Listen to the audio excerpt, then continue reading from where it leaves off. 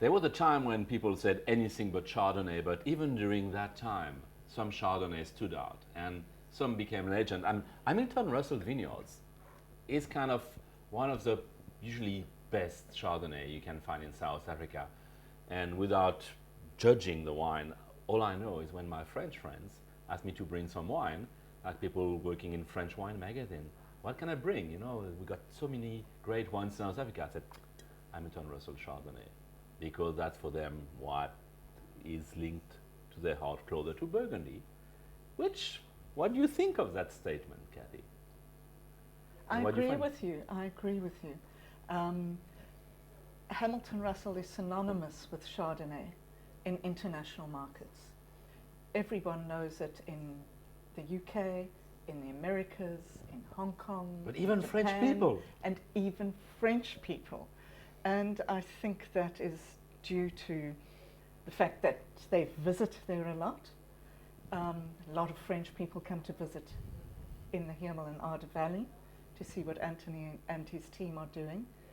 And let's face it, the Hamilton Russells were pioneers of the area that we now know as Hamilton Arder, way back in the 70s, when the permitted areas for growing grapes in South Africa stopped at the bottom of Solari's Pass. Okay. Yeah, so they were an experimental area for quite a while, and they had fun. Believe you me. I'm sure they had. They kind of knew this in their heart of hearts. This is what they wanted to plant there, was Chardonnay and Pinot Noir, their own little Burgundy in South Africa, with a view of the sea, which Burgundy doesn't have. No, the sea is long gone. Long gone, absolutely. This wine has got a really deep colour.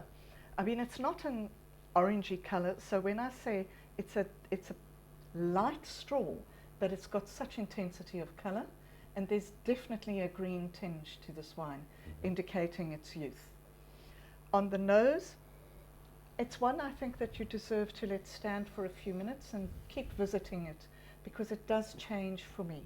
There's immediately the lemon and slight waxiness of Chardonnay, a little bit of spice from the oak and some raw almonds, and a definite creaminess. I'm getting, lactic is such a horrible word to use, so I use Lactic is creaminess. not sexy, no. No, lactic is not sexy. Creamy, Whereas buttery creamy, is- buttery character.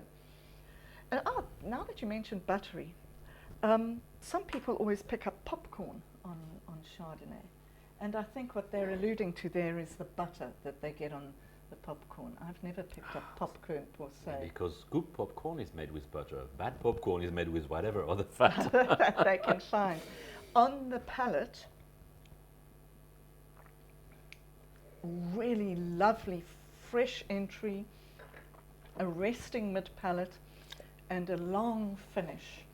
And I think the acidity is contributing to both that fresh attack and then the long finish. There's also a lot of lime and lemon for me on the palate, perhaps more lemon than lime, and the oak is very well integrated, exceedingly well integrated. I think Anthony uses a blonde toast. Very light toasted. Very light toasting Almost on barely his barrels, toasted, yes. yeah.